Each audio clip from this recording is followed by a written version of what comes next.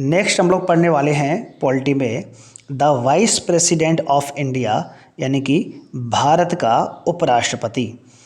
भारतीय संविधान में पदक्रम के अनुसार उपराष्ट्रपति का दूसरा स्थान है और इसे देश का दूसरा सर्वोच्च ऑफिसर भी कहा जाता है। संविधान के अनुच्छेद 63 के अनुसार भारत का एक उपराष्ट्रपति होगा।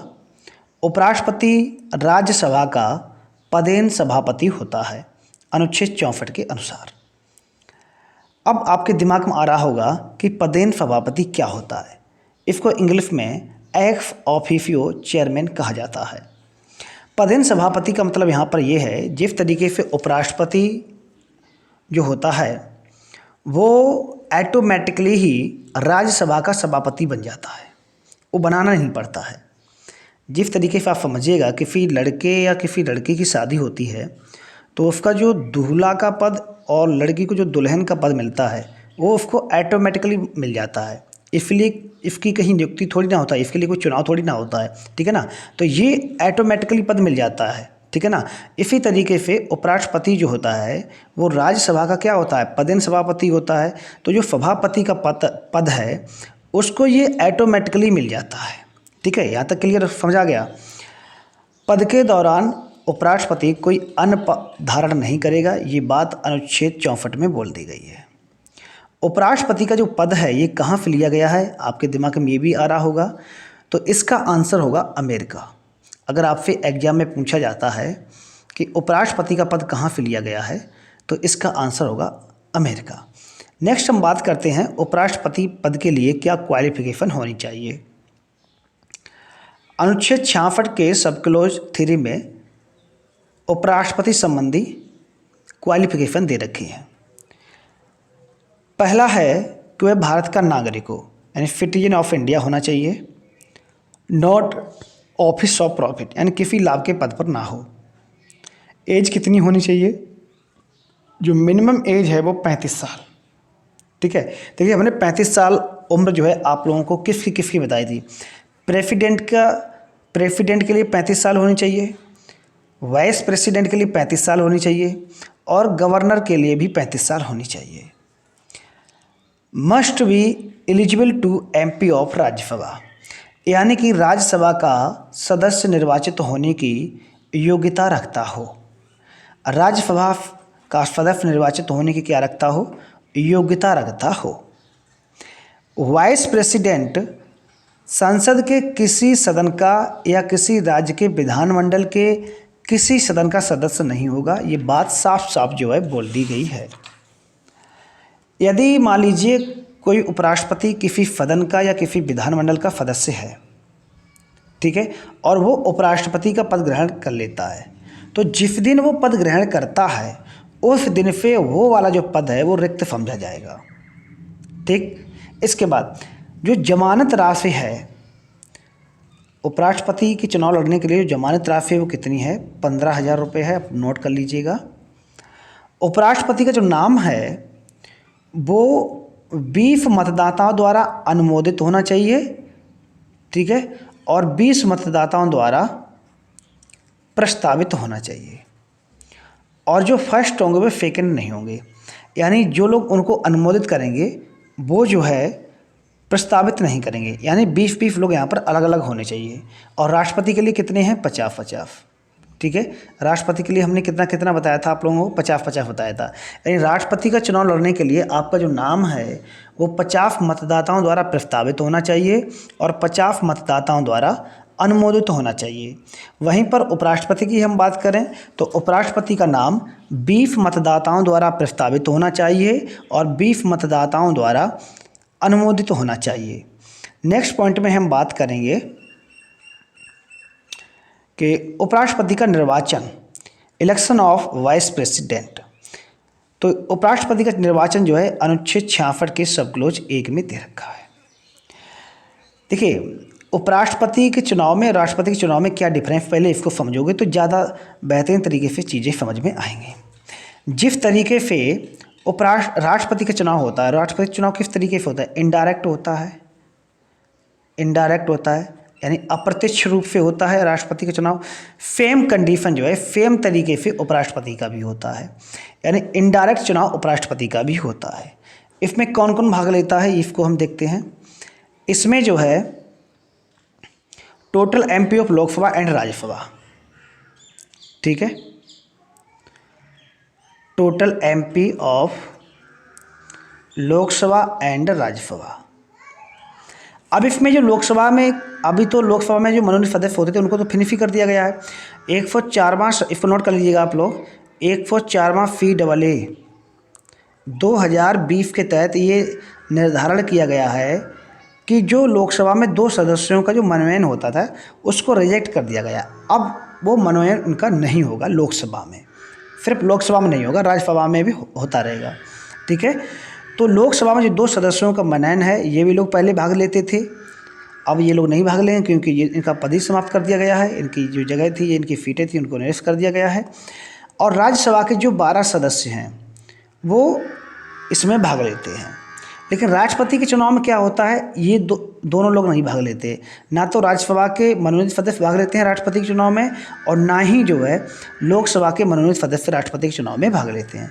लेकिन यहाँ पर क्या है, यहाँ पर दोनों लोग भाग लेंगे, ठीक है। यहाँ पर दोनों लोग भाग लेंगे, चाहे वो लोकसभा के हों मनोनीत सदस्य और चाहे वो राज्यसभा के हों, ठीक है। यानी कि लोकसभा के टोटल मेंबर और राज्यसभा के टोटल मेंबर उपराष्ट्रपति के चुनाव में भाग लेते हैं। अब क्लियर हो गया होगा। और इसमें ध्यान रखिएगा, जो राज्य विधान परिषद हैं, जहाँ पर राज्य विधान परिषद हैं, ठीक है ना, इनको MLC बोलते हैं। MLC जो होते हैं वो ना तो राष्ट्रपति के चुनाव में भाग लेते हैं, ना प्रेसिडेंट के चुनाव में भाग लेते हैं, और ना ही वाइस प्रेसिडेंट के चुनाव में भाग लेते हैं। वो किसी के चुनाव में नहीं भाग लेते हैं। 1961 से पहले उपराष्ट्रपति का चुनाव जो होता था वो एक, मतलब जो दोनों सदनों का निर्वाचन मंडल होता है उसके तरीके से होता था। लेकिन 11वें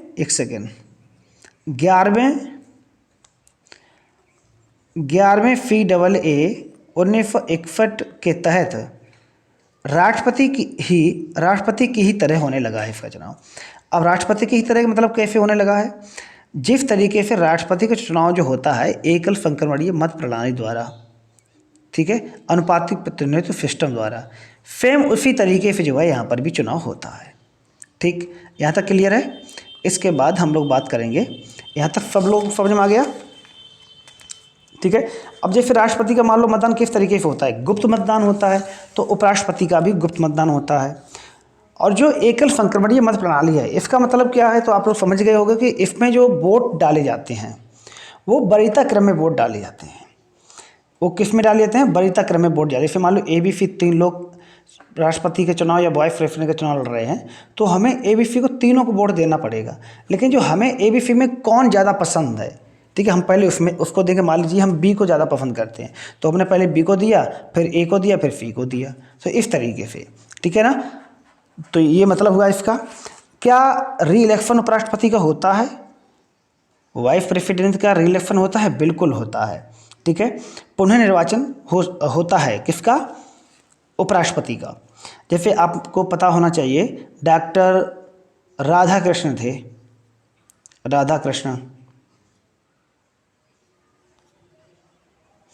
डॉक्टर राधाकृष्णन, तो ये 2 बार बने थे उपराष्ट्रपति, ठीक है। इसके बाद हामिद अंसारी, ये भी 2 बार बने, हामिद अंसारी, ठीक है। तो उपराष्ट्रपति आप जो है री इलेक्ट हो सकते हो, ठीक है। यहाँ पर कोई इंडिया में बाउंडेशन नहीं है, लेकिन मिनिमम एज आपकी जो होनी चाहिए वो 35 साल होनी चाहिए, ठीक है। मैक्सिमम एज नो लिमिट है, मैक्सिमम चाहे जितनी भी हो, ठीक है। सैलरी कहाँ से मिलती है उपराष्ट्रपति को? सैलरी की बात करें तो कंसोलिडेटेड फंड ऑफ इंडिया से मिलती है, यानी कि भारत की पंचायत निधि से मिलती है। तो उपराष्ट्रपति को वेतन कितना मिलता है? तो उपराष्ट्रपति को जो वेतन मिलता है वो 4 लाख रुपए मिलता है, 4 लाख रुपए मिलता है, ठीक है। अगर वाइस प्रेसिडेंट मान लीजिए राष्ट्रपति बन जाता है, तब क्या वेतन उसको उपराष्ट्रपति वाला ही मिलेगा? नहीं, फिर उसको जो वेतन मिलेगा वो राष्ट्रपति वाला मिलेगा, जब तक वो राष्ट्रपति के पद पर है, ठीक है। तो अब आपके दिमाग में आ रहा होगा क्वेश्चन, मान लीजिए राष्ट्रपति नहीं है, तो उपराष्ट्रपति ने कार्यवाहक राष्ट्रपति के रूप में पद ग्रहण कर लिया है, तो क्या कार्यवाहक उपराष्ट्रपति भी बनता है? तो ऐसे संविधान में व्यवस्था नहीं है। ठीक है, संविधान में यानी कि भारतीय संविधान में कार्यवाहक उपराष्ट्रपति के बारे में एक भी शब्द आपको देखने को नहीं मिलेगा, यानी कि कार्यवाहक उपराष्ट्रपति की चर्चा संविधान में नहीं की गई है। यहाँ तक सब लोगों के क्लियर है। उपराष्ट्रपति यदि कार्यवाहक राष्ट्रपति बनता है तो उसको सेम जो सुविधाएं वेतन भत्ते पेंशन आवास वगैरह जो कुछ भी मिलता है राष्ट्रपति को, वो सारी सुविधाएं उपराष्ट्रपति को मिलने लगेंगी। ठीक है, इसके बाद हम बात करते हैं अनुच्छेद 97 में क्या बोला गया है। हाँ, ये जो बात अभी बता रहे थे, अनुच्छेद 97 में ये बात बोली गई है कि वाइस प्रेसिडेंट को जो दिया जाएगा यानी वेतन भत्ते पेंशन, वो राज्यसभा के सभापति के रूप में दिया जाएगा। ठीक है, ये भी बात अच्छी है, इसको नोट करना चाहें तो आप नोट कर सकते हैं। उपराष्ट्रपति को उपराष्ट्रपति के रूप में कुछ नहीं मिलता, ये ध्यान रखना। वो जो काम करता है सभापति के रूप में, उसके लिए उसको जो है वेतन भत्ते पेंशन मिलती है। और पेंशन का भी प्रावधान कब से किया गया है? तो 1997 से किया गया है पेंशन का प्रावधान उपराष्ट्रपति को। 1997 से पहले पेंशन नहीं मिलती थी, 1997 के बाद ही उपराष्ट्रपति को पेंशन मिलना स्टार्ट हुई है। आर्टिकल 65 में क्या बोला गया है कि यदि वाइस प्रेसिडेंट कार्यवाहक राष्ट्रपति के रूप में कार्य करता है तो वह वाइस प्रेसिडेंट के रूप में कार्य नहीं कर सकता है। ये बात साफ साफ बोल दी गई है अनुच्छेद 65 में। अब ऐसा तो है नहीं कि उपराष्ट्रपति कार्यवाहक राष्ट्रपति बन गया है तो क्या उपराष्ट्रपति का पद देखेगा? नहीं। या फिर क्या कार्यवाहक उपराष्ट्रपति भी आएगा क्या? ऐसा कुछ प्रावधान नहीं किया गया है भारतीय संविधान में। तो कार्यवाहक उपराष्ट्रपति नहीं बनता है, आप इस तरीके से समझ सकते हैं। ठीक है, क्योंकि क्वेश्चन अगर थोड़ा सा भी उसने घुमा दिया तो आपके दिमाग में सीधा यही पहुंचेगा, यही बिलिंक करेगा कि हाँ कार्यवाहक उपराष्ट्रपति भारत में बनता है, जबकि वहाँ पर भारतीय संविधान में कार्यवाहक उपराष्ट्रपति की चर्चा कतई नहीं की है। अनुच्छेद 64 में क्या कहा गया है? आर्टिकल 64 में ये कहा गया है कि जो कार्यवाहक राष्ट्रपति है, एक्टिंग प्रेसिडेंट है, उसे जो वेतन मिलेगा वह राष्ट्रपति का ही मिलेगा, एक भी रुपये उसको कम नहीं मिलेगा। नेक्स्ट बात हम करते हैं कि ओथ की। तो उपराष्ट्रपति के शपथ की ग्रहण की जो प्रक्रिया है वो अनुच्छेद 59 में दी गई है। इसके अनुसार उपराष्ट्रपति का अपना पद ग्रहण करने से पूर्व राष्ट्रपति या उसके द्वारा नियुक्त किसी व्यक्ति की समझ शपथ ग्रहण करता है। ठीक है, या तो क्लियर है, या तो राष्ट्रपति उपराष्ट्रपति शपथ दिलाए या उपराष्ट्रपति किसी व्यक्ति को नियुक्त कर दे, उसके द्वारा जो है उपराष्ट्रपति की शपथ हो। कार्यकाल की हम बात करें तो टेन्योर जो है 5 साल का है, अनुच्छेद 67 में बताया गया है। लेकिन कार्यकाल समाप्ति से पहले भी प्रेसिडेंट को रिजाइन दे सकता है। ऐसा कुछ है नहीं कि मतलब कार्यकाल समाप्त होने के बाद ही जो है, तो अगर कार्यकाल के भीतर भी मान लो असंतुष्ट है वो, ठीक है, तो 5 साल के भीतर अपना रिजाइन दे सकता है, कोई बड़ी बात नहीं है। उपराष्ट्रपति को पद से हटाने के लिए क्या आधार है? जैसे मान लो अगर आधार की हम बात करें तो प्रेसिडेंट को हटाने का आधार क्या है? वायलेशन ऑफ कॉन्स्टिट्यूशन यानी संविधान का अतिक्रमण। यदि राष्ट्रपति संविधान का अतिक्रमण करता है तो इसके खिलाफ महाभियोग लाया जा सकता है। लेकिन वाइस प्रेसिडेंट यानी उपराष्ट्रपति के खिलाफ क्या महाभियोग लाया जा सकता है? क्या उसको हटाने की प्रक्रिया क्या है? तो यहाँ पर जो है उपराष्ट्रपति को हटाने की प्रक्रिया जो है वो नहीं दे रखी है भारतीय संविधान में। ठीक है, समझे या नहीं समझे? जैसे मान लो राष्ट्रपति को हटाने के लिए क्या आधार है? संविधान का अतिक्रमण, ये राष्ट्रपति को हटाने का आधार है। लेकिन वाइस प्रेसिडेंट को हटाने कोई आधार है? कोई आधार नहीं है। ठीक है, हाँ, उपराष्ट्रपति को कब हटाया जा सकता है? यदि राज्यसभा से जो है प्रभावी बहुमत से मान लो पास हो जाता है बिल। ठीक है, राज्यसभा से प्रभावी बहुमत से बिल पास हो जाता है और लोकसभा उसको सिर्फ स्वीकार कर ले,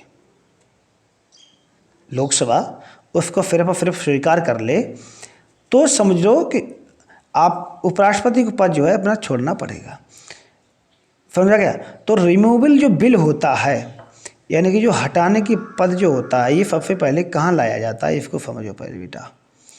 रिमूवल जो पद है वो कहाँ सबसे पहले लाया जाता है? ये लाया जाता है राज्यसभा में। ठीक है, फर्स्टली इंट्रोड्यूस इन राज्यसभा, यानी राज्यसभा में इंट्रोड्यूस कराया जाएगा इसका। इसके बाद पास किससे होना चाहिए? अगर हम पास की बात करें तो ये पास होना चाहिए लोकसभा से। ठीक, क्लियर है? और कितने वोटों से पास होना चाहिए? तो 1/4 से होना चाहिए। तो समझो कि उपराष्ट्रपति को अब जो है क्या है, अपना पद फिर खाली करना पड़ेगा। राज्यसभा से प्रभावी बहुमत से पास हो जाए और लोकसभा से 1/4 बहुमत से स्वीकार कर ले, तो उसको उपराष्ट्रपति को पद अपना छोड़ना पड़ेगा। ठीक है, यहाँ तक क्लियर है? ये इस तरीके से उन्हें बता दिया है। अब हम बात करते हैं कि जो उपराष्ट्रपति है, ठीक है, संविधान में कार्यवाहक उपराष्ट्रपति के बारे में नियुक्ति की जाने का कोई प्रावधान नहीं है, जैसे हम बता चुके हैं। उपराष्ट्रपति के निर्वाचन संबंधी जो विवाद हैं, ये क्वेश्चन बनता है, बहुत बार पूछा गया क्वेश्चन है। मान लीजिए कि आप वाइस प्रेसिडेंट के मामले में, चुनाव में नियुक्ति के मामले में विवाद है, तो ये विवाद का विनिश्चय कौन करेगा? तो विवाद का विनिश्चय करेगा सुप्रीम कोर्ट अनुच्छेद 71 के तहत। ठीक है, ये आप लोग नोट कर लीजिएगा। दूसरे जो नेक्स्ट हम बात करते हैं उपराष्ट्रपति के निर्वाचन संबंधी विवाद की। जैसे मान लो उपराष्ट्रपति के निर्वाचन में यदि विवाद हो जाता है, तो ऐसी स्थिति में कौन निश्चित करता है? तो अनुच्छेद 71 में व्यवस्था की गई है कि यदि उपराष्ट्रपति के निर्वाचन में विवाद हो जाता है, तो ये विनिश्चित करने का अधिकार जो होगा वो सुप्रीम कोर्ट को होगा। यहाँ तक क्लियर है? अब हम बात करते हैं कि प्रथम उपराष्ट्रपति कौन थे और वर्तमान में कौन हैं उपराष्ट्रपति। तो प्रथम वाइस प्रेसिडेंट जो थे वो थे डॉक्टर एफ राधाकृष्णन। ठीक है, और ये 2 बार रहे थे। कितनी बार रहे थे? 2 बार रहे थे। इसके बाद हम वर्तमान की अगर बात करें, वर्तमान पहलू पे अगर नज़र डालें तो वर्तमान में कौन है? तो वर्तमान में जो वाइस प्रेसिडेंट हैं वो हैं एम वेंकैया नायडू। एम वेंकैया नायडू ये पद के अनुसार जो है 15वें हैं। लिख लीजिएगा आप लोग, ये कई बार पूछा जा सकता है। पद के अनुसार 15वें हैं, लेकिन व्यक्ति के अनुसार जो है ये 13वें हैं। व्यक्ति के अनुसार कौन से हैं? 13वें हैं, क्योंकि हामिद अंसारी जो थे वो 2 बार रह चुके थे। अब हम बात करते हैं प्रेसिडेंट की, प्राइम मिनिस्टर की बात करते हैं। तो फर्स्ट प्राइम मिनिस्टर कौन थे? फर्स्ट जो प्राइम मिनिस्टर थे वो जे.एल. नेहरू थे। जे.एल. नेहरू थे। प्रेजेंट टाइम पे कौन है? तो जो प्रेजेंट टाइम पे हैं वो है नरेंद्र मोदी।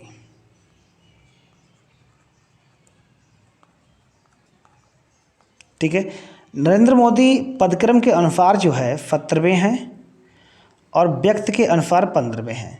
ये बात आप लोग अच्छे से नोट कर लीजिएगा। अब हम बात करते हैं वाइस प्रेसिडेंट के कार्य और शक्तियों के बारे में। ठीक, पावर ऑफ द फंक्शंस।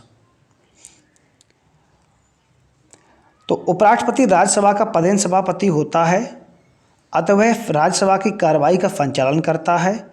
वह राज्यसभा में पेश किसी विधेयक पर विचार विमर्श एवं मतदान कराता है। ठीक है, मतों में समानता की स्थिति में राज्यसभा के सभापति के रूप में उसे अपना निर्णायक मत देने का भी अधिकार होता है।